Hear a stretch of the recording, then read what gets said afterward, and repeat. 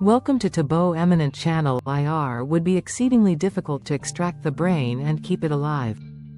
People think that the brain is a separated thing. It isn't. It's an integrated part of the nervous system of a person. To separate the brain, you need to cut the brainstem somewhere. Because the brainstem regulates vital functions like heart rate and breathing, so you would want to leave that part with the body. It would be very difficult to separate the brain from the brain stem without destroying some vital part. Thanks for watching. Request you to subscribe the channel. You would not be able to attach the brain to the nervous system again. But for the question, to keep the brain alive. Yes, kind of, with a good blood and liquor, cerebrospinal fluid, supply, at least for a while. It's unknown if the brain would be conscious, in excruciating pain, or unconscious. But if you separate the brainstem from the brain will likely become unconscious, because the brainstem also regulates the level of consciousness, and initiates it. Below, a dissected brain, including a big part of the nervous system.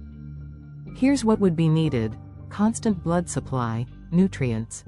The brain relies on a very precise balance of oxygen, glucose, and other nutrients. In theory, a machine could pump artificial blood or nutrient-rich fluid through it, like a perfused system, similar to what's done in some lab experiments with isolated organs. Waste removal.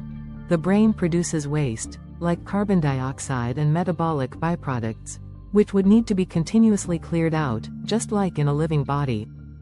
Temperature control. The brain needs to be kept at about 37 degrees Celsius, 98.6 degrees Fahrenheit. Even slight deviations can cause damage. Protection from infection. Outside the skull, the brain would be highly vulnerable. It would need to be in a completely sterile, controlled environment. Real-world experiments. In 2019, Yale researchers managed to keep pig brains alive outside the body for several hours using a system called Brain-EX. The brains showed cell activity but no signs of consciousness. This suggests cellular-level life is possible, but consciousness or full function is still a huge leap away. Could it think or be conscious? That's the really tricky part. Even if we kept it alive, biologically, we don't yet understand how to sustain consciousness outside the body, especially since the brain relies heavily on feedback from the body, like hormones, signals from the nervous system, and sensory input. Some speculate that in the far future, brain-computer interfaces might help simulate those missing pieces, but we're nowhere close to that yet. If you're asking this from a sci-fi or philosophical angle, like brain in a vat thought experiments, there's a whole other layer of conversation we could dive into. Want to go down that rabbit hole? The brain in the glass chamber. In a cold, dimly lit laboratory somewhere on the outskirts of a future Earth, a group of scientists in sterile suits gather around a transparent, egg-shaped chamber. Inside it, suspended in a clear, pinkish fluid, is a human brain. It floats gently, connected by dozens of microtubes and shimmering wires that pulse faintly with electric signals. This brain once belonged to a man named Dr. Elias Granger, a brilliant neurologist who volunteered for a radical experiment.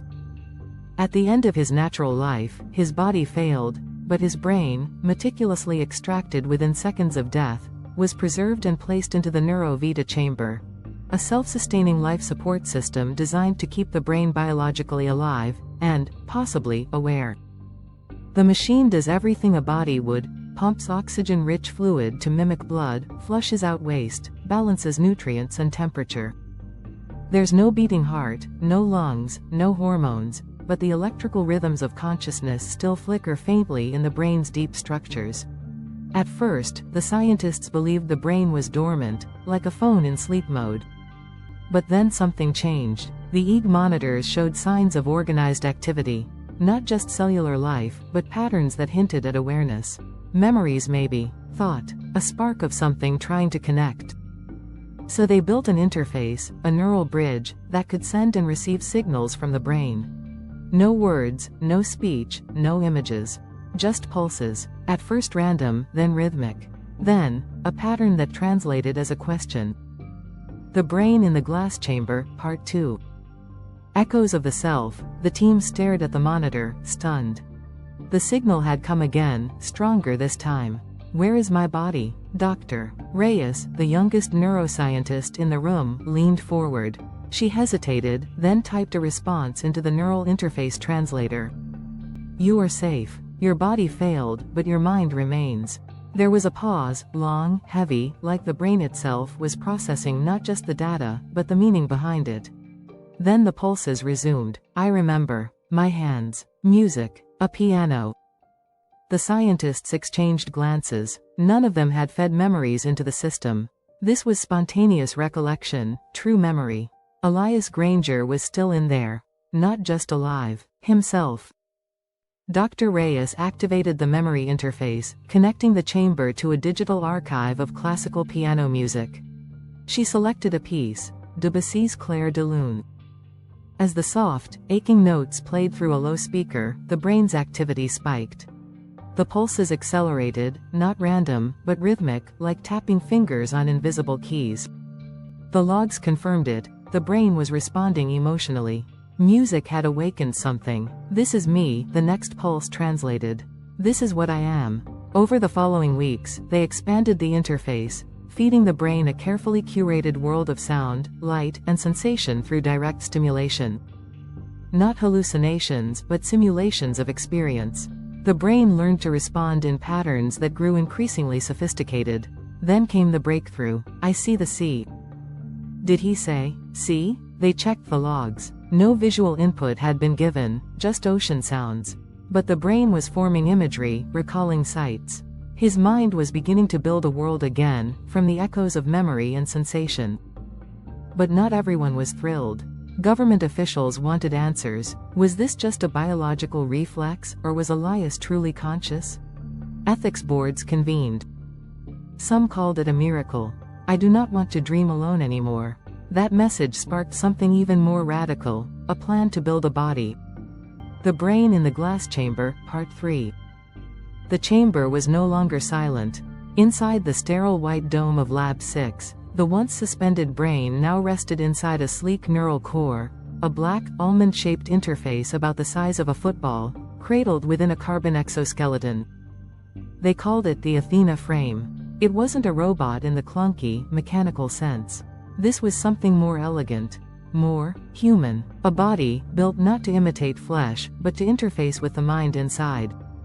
And today, after over 3 years of development, the team watched as the body moved, not through code, not through remote commands, but through the will of Dr. Elias Granger himself. The fingers flexed, the head tilted, then, slow, jerky, almost childlike, the body sat up. On the screen, neural pulses lit up like fireworks. It wasn't just movement. Cortisol, dopamine, acetylcholine, all mimicked chemically and digitally through the synthetic nervous system the team had designed. Dr. Reyes stepped forward, holding out a small object. A wooden cube. I thought you might want to feel something real, she said. The body reached out, touched it, paused, then gripped it gently.